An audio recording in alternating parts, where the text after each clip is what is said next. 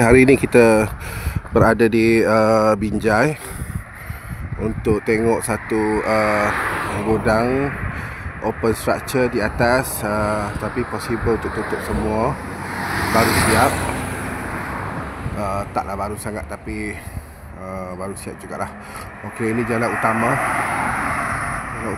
Kota Baru.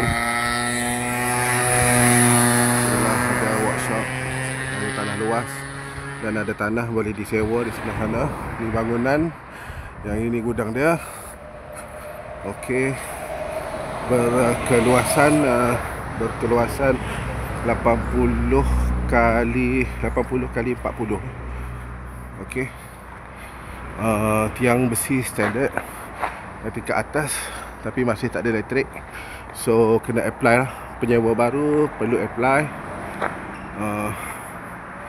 Okey, dan dijanjikan oleh owner dia akan siapkan lantai dan juga toilet lah. Toilet ada 2 di situ.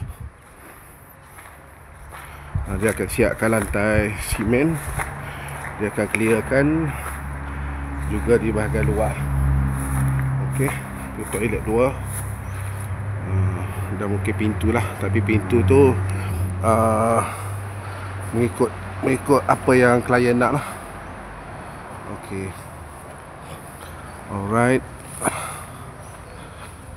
Keluasan 80 kali 40. Okey, terima kasih.